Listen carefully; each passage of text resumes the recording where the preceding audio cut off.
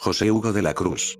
Era un defensor de un equipo de fútbol peruano llamado Familia Choca, tenía alrededor de 39 años. Era el 3 de noviembre de 2024 cuando se enfrentaba contra el equipo llamado Juventud Bellavista en el estadio Coto Coto de Chilca. En ese día se encontraba una tormenta súper fuerte que cuando iba a iniciar el partido decidieron suspender y los jugadores se estaban retirando de la cancha, cuando de la nada un rayo impacta a los jugadores noqueando a 6 de ellos, cayendo al piso de golpe. Los jugadores fueron trasladados al hospital. José Hugo Cruz, quien se encontraba ahí, fue el único que lastimosamente perdió la vida. El guardameta conocido como Juan Choca, resultó con heridas graves.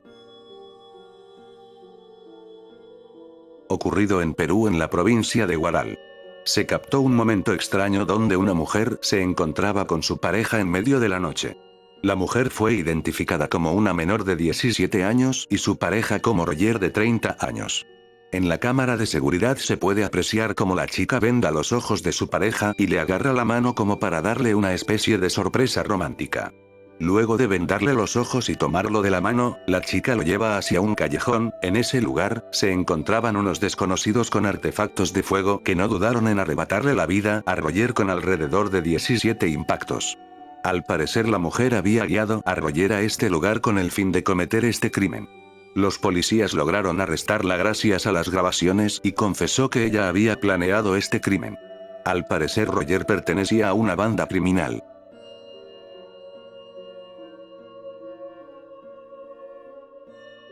Cristian Andrés Urita. Era un joven de solo 18 años de edad, cuando el viernes 19 de enero de 2024 fue secuestrado en Chorrillos, Perú. El chico había recibido una llamada que lo hizo salir de su casa y desde ese día desapareció.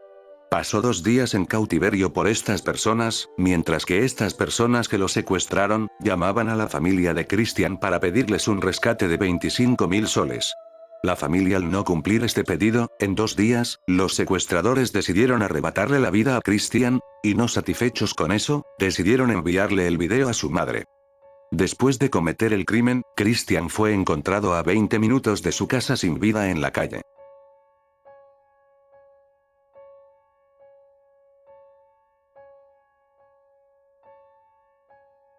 Kimberly Tapia. Era una mujer de 28 años de edad quien llevaba una relación con Joshua Waman. No se sabe mucho de su vida personal, pero ejercía su profesión como enfermera. Kimberly había conocido a su pareja por medio de Tinder. Llevaban solamente un mes de pareja cuando ocurrieron los hechos. El 7 de septiembre de 2024, cuando la relación de Waman y Kimberly llevaba un mes, Waman decidió invitarla a pasar un fin de semana con él a una casa de campo en Cieneguilla. A lo que ella aceptó. Al momento que llegaron al hospedaje que había alquilado, Waman con un objeto punzante, atacó a Kimberly. Ella trató de defenderse pero no fue suficiente. Waman le terminó arrebatando la vida. Después, para deshacerse de las pruebas del crimen, despojó cada parte de ella y luego se dirigió atrás de la casa y las prendió en llamas. 10 días después serían encontradas por un vecino de la zona, quien encontró toda la escena del crimen enterrada. Debido a que los oficiales ya estaban investigando a las personas cercanas a Kimberly, Waman decidió entregarse y confesar su crimen. Cuando la policía lo arrestó y lo interrogaron, la confesión de Joshua es algo que dejó con una sensación extraña a muchas personas. Detalló precisamente cómo llevó el crimen y que en el momento que cometió dicho acto, fue poseído por un demonio.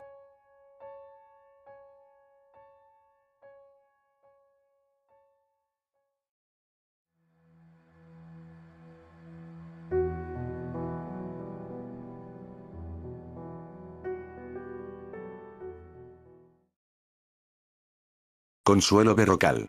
Era una mujer que tenía 23 años el momento de los hechos. Consuelo había tenido un bebé. Los hechos ocurrieron en Casma, cuando Consuelo Berrocal impactó a Perú cuando se dio a conocer la historia de que se había comido a su propio hijo de solamente 2 meses. La noche del crimen se dice que Consuelo estaba jugando con su hijo y en tono bromista le decía, Jerito te voy a comer, mientras mezclaba el juego con amenazas hasta que finalmente lo hizo. Los vecinos, debido a la ausencia del bebé, decidieron intervenir y al entrar al hogar se encontraron con la terrible escena. Consuelo fue arrestada y llevada a juicio. Durante ese tiempo se reveló que sufría de enfermedades mentales. Ella creía que su hijo era un descendiente de Satanás. Consuelo terminó siendo internada en un centro psiquiátrico. Jerito, te voy a matar, te voy a togues, le decía así. Y ya me lo había comido. Ocurrió en el año de 2017. En la Galería Nicolini, cuando se produjo un gran incendio, cuando Einstein Vázquez le intentaba explicar a su hermano menor los riesgos del tiner, acto seguido, roció una línea del tiner en el suelo y lo encendió. Rápidamente el fuego se empezó a expandir por todo el local. Intentaron apagar el incendio pero ni con 4 extintores fueron capaces de hacerlo. El fuego iba avanzando más, llegando a alcanzar otras galerías que tenían productos inflamables. El fuego se expandió demasiado llegando a una pila de contenedores apilados, que funcionaban como locales para que jóvenes de escasos recursos trabajen. Era el 5.º piso de estos contenedores, donde se encontraban atrapados 2 personas, Jovi Herrera y Jorge Luis. 21 y 19 años. Estos 2 chicos trabajaban en los contenedores de forma inhumana, ya que su jefe sellaba la única puerta de ingreso y salida, con la excusa de que era para evitar pérdidas, haciendo que los chicos se queden encerrados y trabajen.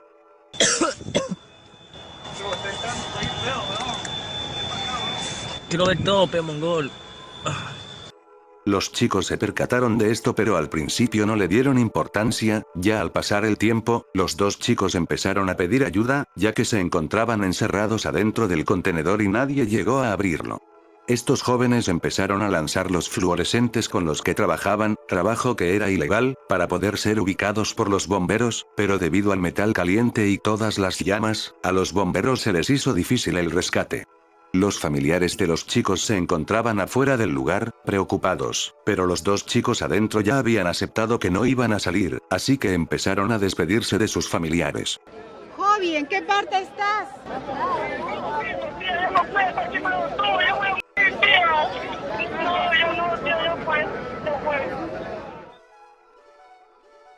7 días después bastaron para terminar con todo este caos. Ese mismo día encontraron a los 2 jóvenes en el contenedor.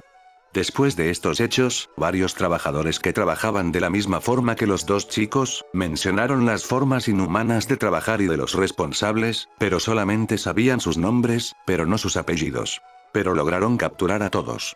Johnny Coico y su esposa Vilma Seña, quienes contrataban a las personas y se encargaban de encerrarlas en los contenedores, fueron condenados de 30 a 15 años de prisión. También Einstein Vázquez a 9 años de prisión. Ocurrió en la mañana del 9 de septiembre de 2019. Cuando en Fiori, cerca de la plaza de Hacho, encontraron en maletas 2 troncos humanos. También otros más en puntos de San Martín de Porres. Los oficiales decidieron de revisar las cámaras de seguridad y captaron cómo de un hospedaje bajaban los responsables de los crímenes con las maletas y se subieron a un taxi.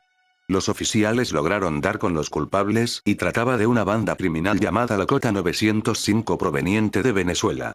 Pero el que lideró este crimen era un hombre apodado como Manchelo, quien se fugó a Colombia pero fue capturado y extraditado a Perú.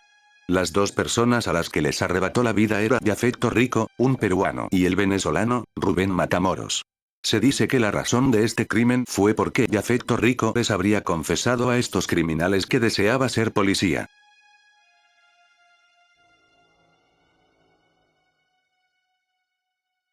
El monstruo de Armendáriz. Ocurría en el año de 1957 cuando en septiembre en las playas de Lima, 2 estudiantes encontraron a Julio Hidalgo sin vida, un pequeño niño de 3 años. Los estudiantes fueron por ayuda inmediatamente e informaron a las autoridades. La policía llegó y con ellos el padre del niño. Cuando llevaron al niño a la autopsia, determinaron que había pasado solo 24 horas antes del hallazgo. Pero los oficiales locales no llegaron a nada con la investigación. No encontraban culpables y las personas tenían miedo y metían presión a los oficiales. Hasta que un vendedor de turrones que trabajaba cerca de donde el pequeño Julio vivía, dio un testimonio y descripción del supuesto culpable, un sujeto negro y alto, quien le había comprado 20 centavos del turrón para el niño. Bajo a esta declaración los oficiales basaron toda su investigación. Según este vendedor vio a esta persona llevarse al pequeño a la quebrada.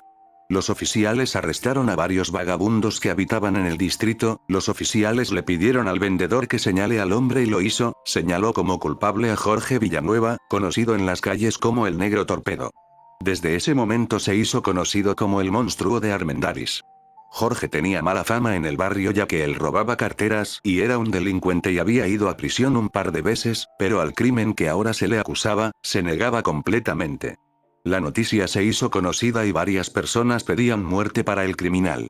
Jorge había sido confinado en la espera de su juicio. El abogado que estaba ayudando a Jorge, mencionó que este se había declarado culpable, pero por presión, ya que le habían prometido que pasaría menos tiempo en la cárcel si lo hacía. Incluso Jorge gritaba que había sido obligado a autoculparse, pero a nadie le importó. 2 años duró el juicio hasta el 8 de octubre de 1956. Jorge había sido condenado a muerte. Jorge en gritos trató de agredir a las personas cercanas. A lo que él dijo, yo he cometido muchos delitos, he sido un hombre malo, pero este crimen no me pertenece. Llegó el día, a las 5 de la mañana. 12 de diciembre de 1957, Jorge fue arrastrado y golpeado hacia el madero de fusilamiento, mientras seguía diciendo ser inocente. Le colocaron una escarapela, el objetivo al que iban a abrir fuego. Jorge le dijo al juez, usted es culpable de mi muerte. Acto seguido, los soldados abrieron fuego, terminando con la vida del monstruo de Armendáriz. Días después de los hechos, las prensas mencionaban que el vendedor de turrones se contradijo muchas veces ante sus acusaciones. Juan Bautista, un sacerdote que acompañaba a Jorge en todo su caso, mencionó que él siempre se consideró inocente. 50 años después, un médico y testigo de los hechos, mencionó que encontraba una reconstrucción inexacta de los hechos con el niño, ya que él parecía haber sido atropellado por un auto y lo dejaron en el lugar donde lo encontraron. Nunca se llegó a nada a este caso, ni se comprobó si realmente Jorge era el culpable.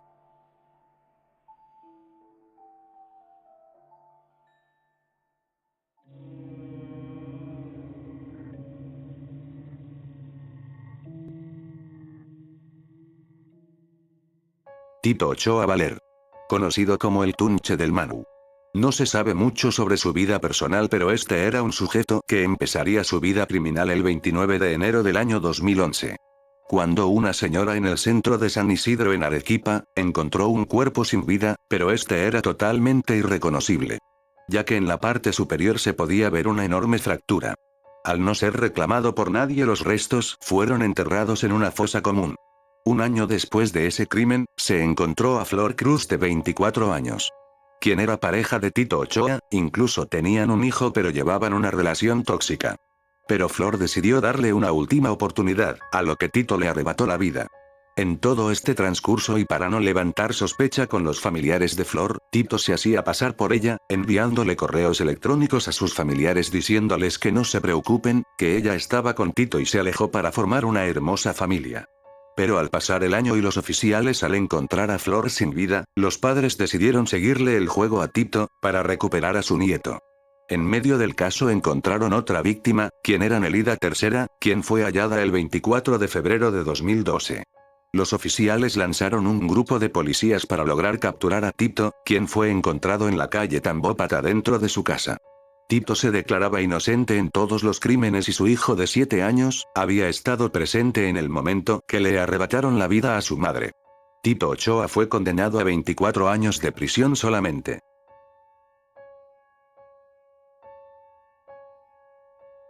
Jason nació el 1 de enero de 1987 en el distrito de Inclán, Tacna. Por otro lado, Sonia nació el 26 de septiembre de 1991 en Arequipa. No se sabe mucho sobre sus vidas ni cómo llegaron a conocerse, pero estas dos personas resultarían ser una pareja de criminales que aterrorizó Perú. Al principio comenzarían con su forma de operar sus crímenes, que consistía en que Sonia seleccionaba hombres que conocía en centros nocturnos y les ofrecía planes íntimos, después de esto los emborrachaba y los convencía de ir junto a ella a hoteles a su casa. Después en el camino y llevarlos a un lugar despojado, Jason los seguiría para someter a las víctimas hasta que revelen la contraseña de sus cuentas bancarias. Una vez obtenían lo que querían, Jason le ponía las manos en el cuello y les arrebataba la vida. Luego se robaban sus pertenencias. La primera víctima de esto sería José Luis, un hombre de 33 años, quien fue encontrado en su domicilio sin vida. La segunda fue Edwin, un hombre de 42 años. Fue encontrado adentro de una vivienda sin vida. Los testigos mencionaban que el día anterior había sido visto junto a una mujer desconocida. Así ocurrió lo mismo con 3 personas más. A finales del año 2018 los detectives siguieron la pista de que estas víctimas visitaban ciertos clubs nocturnos. En esos lugares ubicaron a Sonia. Luego de revisar sus huellas dactilares, coincidieron con las mismas que fueron encontradas en una botella de vino en una de las escenas del crimen. A raíz de esto arrestaron a Sonia, después también a Jason, ya que habían pruebas en contra de él. El dúo de criminales confesaron los crímenes uno por uno. Fueron sentenciados a 35 años de prisión.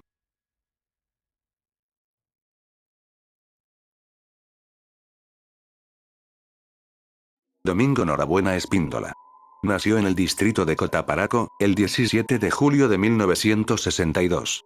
Llevó una infancia muy mala. Cuando tenía 5 años su madre lo obligó a vivir con su padre, quien lo maltrataba y se aprovechaba de él. También tenía grandes problemas con el alcohol. Su padre incluso se robaba animales y cuando los vecinos llegaban a reclamar, Domingo decía que su padre era el culpable, luego este le pegaba por soplón. Lo llegaba a amarrar con un caballo y el caballo lo arrastraba. También lo amarraba en un cuarto donde el suelo estaba mojado y lo dejaba encerrado. Según testimonios de él, cuando trataba de buscar de nuevo a su madre, ella lo golpeaba para que no volviera. Domingo nunca fue a la escuela, no aprendió a leer ni hablar bien, cosa que le afectaría a su futuro. Cuando iba creciendo pasaba en las calles pidiendo dinero. Tiempo después Domingo empezaría a delinquir y a beber alcohol constantemente. Cuando llegó a los 20 años, conoció a su pareja llamada Esterlina. Vivían juntos en una pequeña casa. Con el pasar del tiempo tuvieron 5 hijos, pero se dice que Domingo discutía con ellos y los trataba de mala manera e incluso tenía una amante. Con el pasar del tiempo y con trabajo, Domingo pudo comprar un mototaxi. Su gran herramienta para empezar sus crímenes sería esta. No se sabe con exactitud los comienzos de los crímenes de Domingo, pero por esa zona, se empezaron a registrar crímenes que sus víctimas tenían la misma similitud. Desde el año 2015 empezarían los crímenes que provenían de Domingo. El modo para operar de este era, ir de noche a bares para esperar a personas que estuvieran bajo el efecto del alcohol. La mayoría de sus víctimas se encontraban en estado etílico. Cuando lograba que la víctima se subiera a la mototaxi, este manejaba hasta que la persona se quedara dormida. Después de eso se dirigía a las afueras de la ciudad para robarles las pertenencias. Después los bajaba diciéndoles que había sufrido un accidente. Acto seguido les arrebataba la vida con un tubo de metal. Después de eso los llevaba hacia un canal y los arrojaba ahí.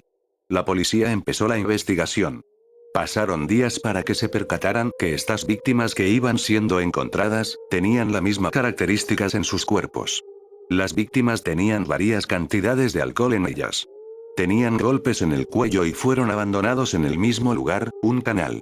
En el año de 2017, Eduardo Carrasco y su esposa Jessica Moya, tomaron un mototaxi luego de celebrar su aniversario, cuando de la nada, Domingo los atacó. Pasó el tiempo y Eduardo se había despertado en un canal, y al lado estaba su esposa sin vida. Eduardo había sobrevivido al ataque de Domingo, siendo el único sobreviviente. Después de esto siguió con los crímenes y en el mismo patrón. La policía investigó cámaras de seguridad, donde podían apreciar a una mototaxi que recogía a personas a altas horas de la noche por los bares o fiestas patronales. La policía lo empezó a investigar más y lograron dar con la matrícula del vehículo. Domingo solo actuaba de noche y de día pasaba durmiendo. Llegó el 18 de marzo, a la 1 de la madrugada. Domingo recogió a Victoriano, quien estaba en estado de ebriedad. Cuando se subió, Domingo empezó a dar vueltas en la mototaxi hasta lograr que éste se durmiera. Después se lo llevó a un canal, donde habían sido encontrados algunos cuerpos anteriores. Cuando bajó de la mototaxi los policías lo detuvieron. Al registrar el vehículo encontraron un palo de madera y un tubo de metal y pertenencias de las víctimas. Después de ser arrestado e interrogado, confesó sus crímenes. Pero solamente 5, aunque se llega a creer que fueron 15. Cuando describía sus crímenes, mencionó que lo hacía por sus padres. Cada vez que le arrebataba la vida a alguien, sentía como si fuera su padre. Fue condenado a solo 35 años de prisión.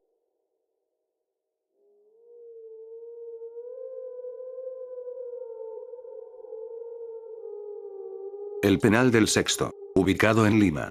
Ocurrió el 27 de marzo de 1984. Eran alrededor de las 10 de la mañana cuando se le servía el desayuno a los reclusos. Cuando un recluso identificado como Víctor Ayala atacó a un empleado con un objeto punzante. Después otros reclusos más, Eduardo y el que lideraba todo llamado Luis García, se unieron al motín con armas de fuego y dinamitas. Estos empezaron a tomar rehenes y todo empezó a ser un caos. Tomaron de rehenes alrededor de 11 civiles y 3 reos. Uno de esos reos era dirigente de la organización revolucionaria Sendero Luminoso. La noticia se dio a conocer y el presidente de ese momento, Fernando Belaúnde, envió a personas para que inicien conversación con los presos para lograr una salida pacífica al motín. Las afueras de la cárcel se volvió un caos y estaba rodeado de francotiradores, equipos tácticos para cualquier tipo de precaución. Al mediodía, llegó un fiscal quien recibió una nota por parte de los creadores del motín. La nota decía: somos 12 internos que hemos tomado esta actitud porque queremos lo siguiente. 2 camionetas, que no sean cerradas con lunas polarizadas. Que despejen la avenida Bolivia. Que no nos sigan porque nos llevaremos rehenes, a los cuales eliminaremos a uno por uno en el caso que nos sigan. Que los vehículos se encuentren en buen estado, aceite y gasolina. Que las camionetas tengan choferes y que ingresen al patio. La última decía, que una vez que votemos a los rehenes, si quieren acaban con nuestra vida pero déjenos en libertad. Todo fue transmitido en vivo. Alrededor de la 1:53 de la tarde, debido a la falta de respuesta, los criminales le arrebataron la vida a Carlos Rosales, a quien prendieron fuego en el techo de la cárcel. A las 2 de la tarde, Rolando fue herido con una arma de fuego mientras suplicaba por su vida. Cuando se hizo de noche, la Guardia Republicana ofreció una falsa salida a los amotinados. Alrededor de las 10 de la noche, la Guardia informó a los amotinados que accedían a entregarles un vehículo. Después ingresó una camioneta policial, pero esto no era para la salida de los criminales, era un vehículo que adentro tenía un equipo fuertemente armado. Al momento que el vehículo ingresó, se cortó la electricidad de la cárcel y empezaron a abrir fuego, tanto la Fuerza Armada como los criminales. Los familiares de los rehenes y varias personas se encontraban afuera, cosa que causaría la desesperación de ellos. A las 12:30 de la madrugada del 28 de marzo, el motín había terminado, dejando alrededor de 22 personas sin vida y 40 heridos. El líder del motín perdió la vida junto a otros 2 más en el enfrentamiento. Mientras tanto, otro amotinado decidió acabar con el mismo encerrándose en su celda y prendiendo fuego al colchón. Los demás amotinados fueron capturados. Debido a este caos, el penal del Sexto fue desalojado ya que venía presentando varios problemas e inseguridad.